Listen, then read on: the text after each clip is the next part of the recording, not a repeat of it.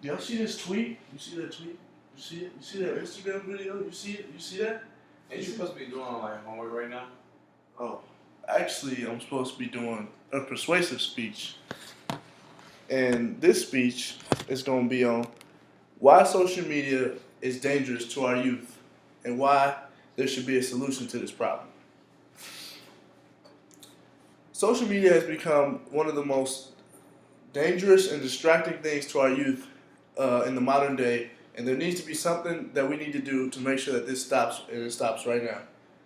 Me personally, I'm very addicted to social media. I use it just about every day, and I probably stop 5 to 10 times per assignment just to look at my phone and update it on what I'm doing or how my friends are doing or what my friends are talking about, just because I want to know what's going on every day. And before we talk about what social media, what the problem is, we got to talk about the preview of my points. And what I'm going to talk about in this speech is understanding what social media is, because it's important to know what you're talking about in order to understand what exactly the problem of something is if you don't know what you're talking about. The next thing we're going to talk about is what are the common problems and what is commonly said about social media. And the last thing we're going to talk about is the solutions that social media has tried and the solutions that I believe they need to do to increase the positives about social media instead of it being negative and dangerous to our youth. First of all, we want to talk about the definition of social media. And when I looked on nobullying.com, which is one of the most successful cyberbullying stopping sites in America, actually worldwide, they broke it up into 3 parts. The first part they broke it up into was websites and other means of communication. And what this means is social media is not only apps like Twitter, Instagram, Facebook. It can mean emailing, it means texting, any type of communication over internet access is considered social media. This is something that I learned new myself, and it gave me a better understanding of what social media actually means. The next thing that they broke it up into was it's usually done in larger groups or friend groups. Most of the time, social media is done with a larger amount of people so that more people can be involved with the communication. And usually people communicate with their friend groups because it's easier for them to understand what each other is talking about.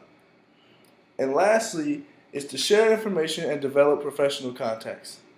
Now this part is the part that I really disagree with because honestly I haven't really developed any professional contacts with people through social media. Most of the time I develop just friendships that I have for a long time, or I just talk to the friends that I've already had through high school, college, and so on.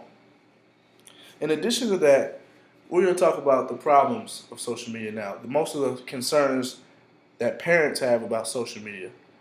The first and the biggest concern about social media is they're more worried about their kids worrying about how they're feeling on social media or how their status is on social media, rather their status in the classroom. And this is where the problem lies. Kids are wasting 10% more of their time in 2014 than 2013 on social media rather than doing their homework.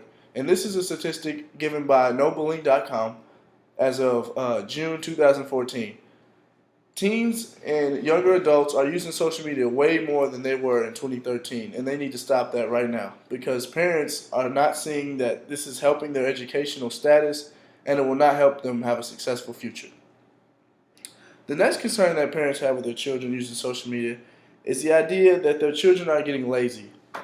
Children are deciding to stay in their homes and just be on their phones all day instead of going outside and enjoying the fresh air, enjoying the good things in life, and just being ungrateful and just being so concerned about what they look like with their friends on social media rather than what they look like to their teachers in the classroom. And this is another thing where once you develop that lazy habit of just looking at a device rather than studying facts and learning morals about certain things in life, it's hard to develop that later in life when you have a real job. In addition to the parents' concerns, we have the actual problems with social media. And the biggest and most controversial problem that has came about today is cyberbullying. Cyberbullying has become very, very dramatic to social media kids, and it's affecting people worldwide. What cyberbullying is any type of internet harm to people or children that use social media. And this has become very very detrimental, and it needs to be stopped. Social media also is not very productive. Most of the time when you're on social media, you're not talking about anything related to education. You're talking about, let's say, sports. You're talking about what your friend's wearing at school that day, how ugly a girl is, how ugly a guy is. You're not really making any progress in your life. You're just gossiping and not learning anything. And it's important that you try to learn something every day in order to make yourself a better person.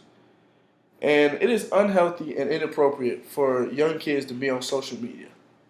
Social media has a lot of inappropriate things that young kids do not need to see, and is such as naked people or sexual references that just should not be seen by young adults, because this could make situations awkward for parents to explain to their kids about stuff that they weren't ready to talk to them about. Consequently, social media has tried to come up with some solutions, and I'm going to talk to you about some of those that I feel like are good but could be improved. The first solution they came up with was advertisements and job opportunities. They come up with a lot more advertisements and job opportunities that they show through ads before videos such as YouTube. Before you watch just about any video on YouTube, you have to go through an ad of some sort in order to see that video. And they also include jobs and colleges that you can also look at and find the website too. Next, we talk about the foundations. And the foundation that I found was Stand for Silent. Here I have a graph that I'm going to show you that shows the progress that Stand for Silent has made throughout the U.S. in the last year. It started here in the U.S., in the Midwest of the U.S., and now it has branched out to a lot of other places in the U.S., making it easier for cyberbullying to be stopped. Now, as you've seen the positives and negatives of social media, there's a lot of things that you got to take into consideration. One being there's more negatives than positives. And anything that has more negatives than positives should definitely be stopped. So the next time you see your friend on their phone or not focusing on what they're supposed to be doing, ask them what they learned today through social media. And if they can't give you an answer, then my point is proven that social media needs to be fixed, and it needs to be fixed now.